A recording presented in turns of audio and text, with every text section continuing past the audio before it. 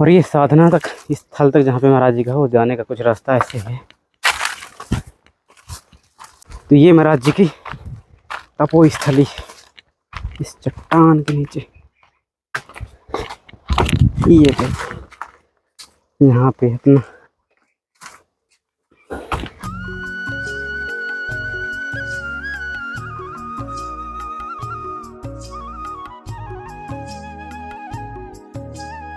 जी भौतिक जीवन से अध्यात्म जीवन में कैसे लाएं?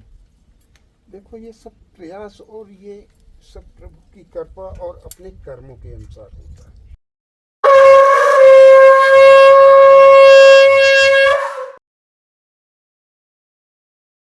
साथियों, आप सभी को जय सिया राम। मैं रमेश पटेल आप सभी का स्वागत करता हूं अपने इस धर्म की राह में। दोस्तों, अभी हमें चित्रकूट के जंगल पे, और ये स्थान है देवांगना घाटी। और यहाँ पे दोस्तों एक महाराज जी रहते हैं, दो महाराज जी रहते हैं यहाँ पे, दोनों वृद्ध संत हैं। तो आइए दोस्तों चलते हैं, आप लोगों को उनके दर्शन कराते हैं। ठाकुर जी की दोस्तों जो सेवाएँ होती हैं वो पहुँचती रहती हैं। दोस्तों, देवांगना घाटी जो है ये बहुत ही प्राचीन स्थान है, और यहाँ पूरे जंगल के एक स्थान है, वहाँ पे झरना निकल रहा है। वहीं पे संत जी की कुटिया बनी हुई है, और वहीं पे अपना तपस्या करते हैं। तो दोस्तों, हमारी बाइक तो यहाँ जंगल के अंदर, यहाँ तक जहाँ तक आ सकती है आ गई है, किसी प्रकार से उबड़ खाबड़ इन रास्तों से निकलते हुए। लेकिन अब हमें यहाँ से पैदल चलना होगा, और पूरा जंगल ही है। दोस्तों, अब चल रहे हैं पथरीले रास्तों से महाराज जी की कुटिया तक, और ये रास्ता इधर से गया हुआ।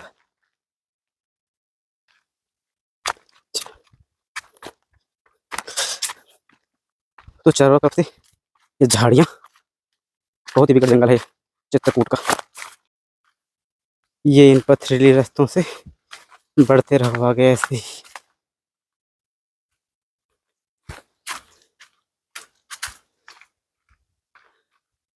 दोस्तों, इस स्थान की खूबसूरती आप देख सकते हैं। ये बड़े बड़े चट्टानों के बीच में पौधे, और यहाँ से निकलता हुआ प्यारा झरना, और ये खूबसूरत दिव्य स्थान जिसे बोलते हैं देवांगना। आइए आप लोगों को इसके आज भ्रमण कराते हैं, और ड्रोन शॉट के भी माध्यम से आपको दिखाएंगे इसके लोकेशन पूरी कैसी लगती है ऊपर से। अकेले महाराज जी प्रसाद बना जी जी। दोस्तों, यहाँ महाराज जी की प्रसादी बन रही है, और ये दोस्तों यहाँ से जलधारा निकलती है। वैसे महाराज जी हमेशा निकलती रहती है, ये हमेशा 12 महीना? अच्छा, और इसी के पानी में प्रसादी के लिए इसी के सब में प्रयोग होता है। जी जी जी। हम लोग अपने शरीर की अब जल ही है जीवन। इन चट्टानों के बीच से देखिए कितना खूबसूरत, यहाँ से आते आते यहाँ बड़ा स्रोत है झरने का, और अंदर बहुत सारी जगह है। बारिश के मौसम में बहुत तेज से पानी आता है, लेकिन इस समय यहाँ पूरी स्थान पे शीतलता प्रदान करता है, और कुछ पानी उधर से भी आ रहा है, देखो।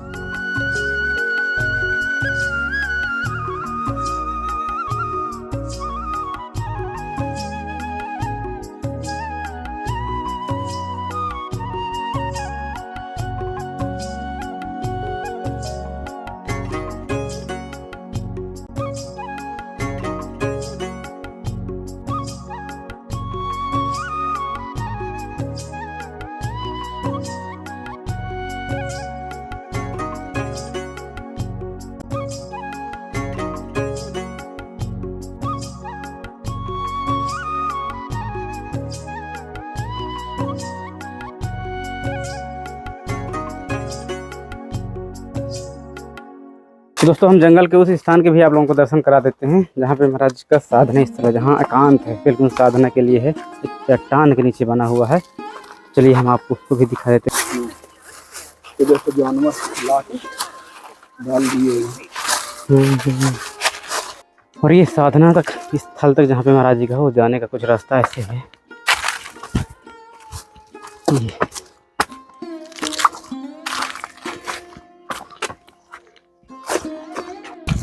तो ये महाराज जी की तपोस्थली इस चट्टान के नीचे,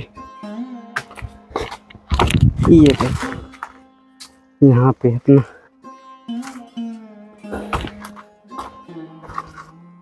ऐसे ही। इसका महाराज जी अलग ही प्रभाव है, थोड़ा सा एकांत में है। इसको सोच रहे हैं।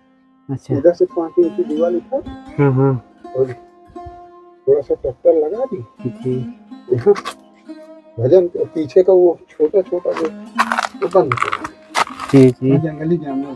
हाँ अंदर गुफा है ये, देखिए इधर बहुत सारी जगह है। इधर से भी उधर से भी, हाँ यहाँ। तो ऐसे ही कुछ है साधना कक्ष। ऐसे ही भी हर जंगलों पे हम लोग बनाकर अपना एकांत भजन करते हैं। वो तो मेन स्थान पुराने स्थान है, लेकिन साधना के लिए ऐसे स्थान बना लेते हैं। ये सीखिए। हाँ चावल हो गया, चालू पक गए हमारे। लगता है लग गए। हाँ हो गए। पहले मार अच्छा, कि हमें ये करना है या बीच में कुछ भी हो, पहले ये करना है। ये जब अंदर सोच आ जाएगी तो हम सब कर लेंगे।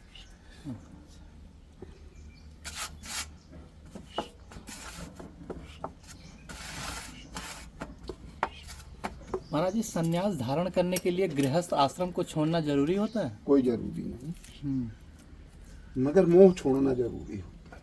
अच्छा। काम क्रोध मद लोभ ये सारी चीजें छोड़ना ही होता है। ईर्षा दोष ये सारी चीजें तो छोड़ त्यागना ही पड़ेगा। अगर ये नहीं छोड़े तो संत हो के भी संत नहीं हो सकते। दोस्तों भी महाराज जी ठाकुर जी को भोग लगा रहे हैं, इसके बाद प्रसादी पाएंगे और दर्शन भी आप लोग कीजिए। राम दरबार।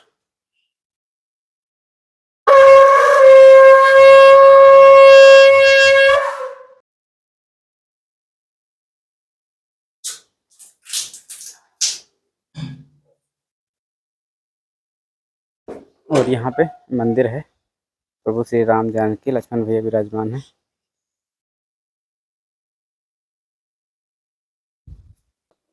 तो दोस्तों अभी हमें देवांगना घाटी पे और महाराज जी के चरणों में, महाराज जी दंडवत। मेरी तबीयत कैसी? आपकी बार 11वें महीना में आए। जी जी महाराज। ये महाराज साबुदाना है। अच्छा ये शक्कर है महाराज। अच्छा। और ये भुने चम्मच। अरे ये तो बहुत अच्छा। ये पेठा हमारा। ये मेरी मूंग की दाल। ये जी हवन है। अच्छा। ये धूप। ये मर्जी हनुमान जी के लिए चोला है। ये धन्यवाद। चलो समझ भक्त पर अपना कृपा दृष्टि बनी रहे। मजी कैसा चल रहा है अपना नियम? सब बढ़िया चल रहा है, सब ईश्वर की जो इच्छा है। महाराज जी जैसे कई लोग होते हैं ना, तो कहते हैं कि हम कोई भी काम करते हैं, एक तो काम तो सब ठीक चल रहा है, लेकिन जो मन की गति है ना वो बहुत तेज रहती है, वो स्थिर नहीं रहती। देखो होता क्या है कि इस जीवन में हमें कुछ करना है जी। और करने से पहले हमें ये देखना है कि हम किस कार्य को कर रहे हैं, उसमें हम कौन सा कर्म त्यागना भी है। जैसे कि कर्म करो और कर्म का त्याग करो। तो जैसे हम जिस जीवन में है तो हमें अच्छे कर्म को ग्रहण करना है, और जो उस मार्ग से अलग है, हट के कर्म जैसे विपरीत हैं, तो उनको त्यागना है।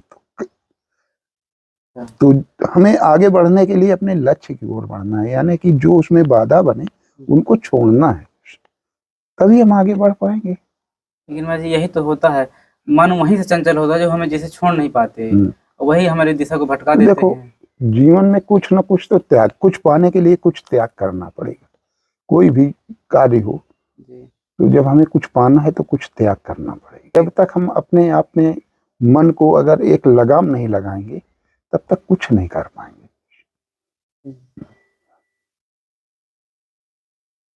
महाराज जी ये लगाम कैसे लगेगी, थोड़ा सा देखो, अपने आप में हमें निश्चित करना है कि हमें ये नहीं करना है। हमारा मन उधर जा रहा है मगर हमें जाना नहीं है। हमें जो उधर से कुछ, अगर हमें मेन जो अपना सही लक्ष्य पकड़ना है निर्धारित, तो हमें दूसरे मार्ग में जाएंगे तो दोनों एक साथ नहीं हो सकते। तो एक ही कार्य करना है तो हमें उसी में ध्यान देना है। अब जैसे कि पूजा भी कर रहे हैं, उधर भी देख रहे, इधर भी देख रहे, तो सब तरफ मन नहीं लगता। जैसे कि संत आंख मूंद लेते हैं ईश्वर के भजन में, ठीक इसी प्रकार है। तुम आंख खोल के भी आंख मूंद लो कि हमें दूसरी तरफ नहीं, अपने लक्ष्य की ओर जाना है, तभी लक्ष्य प्राप्त मिलेगा। आप जो है अपने मार्ग में पहुंच पाएंगे। अच्छे कर्म हमें करना है, और जो हमारे जीवन से अलग हटके हों, जो हमारे जीवन में नुकसान पहुंचा सकते हैं, उनको हमें त्यागना है। महाराज जी एक चीज ये रहता है कि जैसे हम कार्य में लगे हुए हैं और उस कार्य के दौरान भजन का अपना साथ लिए हैं, संत लोग कहते हैं तुम्हारा जी मन विचलित हो रहा है, तुम भजन करो। तो भजन महाराज जी कैसा होना चाहिए, क्या देखो, भजन वो चीज है, आप कोई कार्य कर रहे हैं, जी हम कार्य तो कर रहे हैं, मगर हमारा ध्यान अगर ईश्वर पे है तो ये तो बहुत अच्छी चीज है। इससे सुंदर तो कुछ हो ही नहीं सकता। यही हमारा जी भजन है। ये भी भजन है। जब हम ईश्वर पे, भगवान तो कहते हैं, भगवान ने तो उन राक्षसों का वो उद्धार किया जो बैर के रूप में, बैरी के रूप में भगवान को मानते थे। उनको भी स्वर्ग, उनको भी धाम दिए अपना। तो ये तो तुम सच्च मन से कर रहे हो, तो इसमें तो बहुत सुंदर है। अपना काम भी करें, भजन भी करें। भजन भी करो, रात दिन जब चाहे आप प्रभु का नाम लो। उसमें क्या है, आपकी आत्मा शुद्ध और सरल हो जाएगी। और जी एक चीज और सर, जिसे हम समाज में रह के चलते हैं और कहते हैं कि सबसे सहज रूप से करो, लेकिन जो सामने वाला उसका गलत तरीके से रिस्पॉन्स करता है, तो माँ जी उसको हम कैसे लें? देखो, जैसे कि किसी ने तुम्हें गलत बोला, जी तो उस जगह से हट जाओ। वो तुम्हारे पीछे तो दौड़ेगा ना, तो उससे हट जाओगे, उसको जो मिलना होगा दूसरा मिल जाएगा, तीसरा मिल जाएगा, कोई ना कोई मिल जाएगा। स्वयं तो देखो, स्वयं उससे मिलोगे तो उसमें तुमने कोई अंतर नहीं रह गया। जी जी भाई उसने गाली दिया, तुमने दे दिया, तो उसमें तुम्हें क्या अंतर है? जी जी दोनों लोगों तो, वो गाली दे रहा है, उसको देना, तो हमें उससे मार्ग से हटना है। भाई अगर हम उसमें उलझेंगे तो हम अपने कार्य को छोड़ देंगे बीच में, उसी में उलझ जाएंगे, तो दिमाग पूरा उसी उसमें लग जाएगा। जी जी। तो इसलिए हमें अपना कार्य करना है।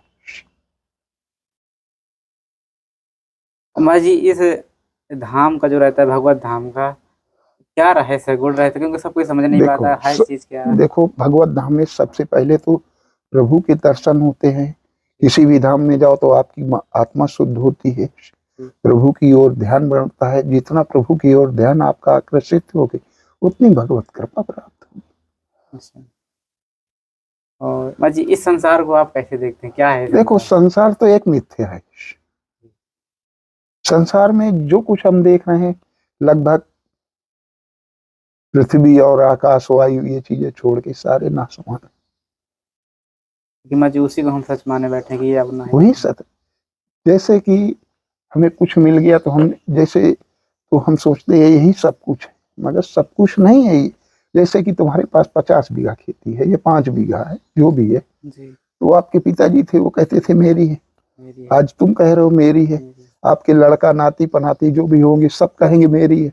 और सच ये है कि वो स्थायी है, तुम अस्थायी हो, वो किसी की नहीं। और किसी ने बेच दिया, इधर उधर कर दिया, तो वो भी नहीं है। तो वो अस्थायी है। स्थायी हमारा जीवात्मा है। इसको हमें सही रास्ते पे मन लगाएं, अपना ध्यान ईश्वर पे लगाएं, सही मार्ग पे लगाएं। किसी के ये शरीर अगर किसी के कार्य आ जाए तो उससे उत्तम कुछ है ही नहीं। सबसे बड़ा यही महाराज जी यही अपना मार्ग है। इस शरीर का। जितना अच्छा दूसरों का हित करो, वो भले तुम्हें, एक संत थे तो एक बिच्छू को बचा रहे थे और वो रोज उनके डंक मारती थी। जी। तो शिष्य ने पूछा, महाराज आप इस बिच्छू को क्यों नहीं मार देते, हटा देते? बोले हम उसको, बिच्छू अपना धर्म नहीं भूल रही, क्योंकि उसका डंक मारने का धर्म है, और हम संत होके इस अपना धर्म भूल जाए तो उसका काम है डंक मारना, और हमारा काम है उस पर दया करना। तो यदि हम बिच्छू के स्वभाव के हो गए तो हमने उसमें अंतर नहीं रहा। हाँ, उसकी प्रकृति ही ऐसी है कि उसको डंक मारना ही मारना। उसको डंक मार, तो ऐसे जो दुष्प्रभाव के लोग होते हैं उनको तो ये है कि किसी को परेशान कर, तो तुम उस परेशानी से दूर हटो, क्योंकि तुम उस प्रकृति के नहीं हो ना। हाँ। जी। और यदि हो गए तो उसमें और तुमने कोई अंतर नहीं रह जाएगा। तो दोस्तों ये महाराज जी कुछ ऐसा स्थान है और बहुत ही प्राचीन स्थान है। भगवान श्री राम आए थे तब के समय का स्थान बड़ा हुआ है, लेकिन जंगल में है तो कोई जल्दी आ नहीं पाता यहाँ। और ये पूरा खंडहर पड़ा हुआ है और ये महाराज जी की पुरानी इमारतें हैं, लेकिन ये जर्जर हो चुकी हैं। और एक स्थान महाराज जी यहाँ थोड़ा बनाना चाहते हैं, तो बोल रहे थे महाराज जी की अगर किसी प्रकार से यहाँ कुछ हो जाता, क्योंकि महाराज जी के यहाँ धोना भी है, ये धोना भी चलता है, तो ये बारिश में पन्नी उन्नी डाल कैसे बना रही थी, लेकिन अभी धोना बंद है और ये पूरी इतनी जगह है। तो इतना प्राचीन और दिव्य स्थान होती हुई भी अभी थोड़ा नज़रों से ओझल है लोगों के। तो देखते हैं जो भी व्यवस्था हो पाएगी महाराज जी की इस आश्रम के लिए पूरी प्रयास करेंगे। और बहुत ही खूबसूरत लोकेशन पे दोस्तों ये स्थान बना हुआ है देवांगना घाटी पे।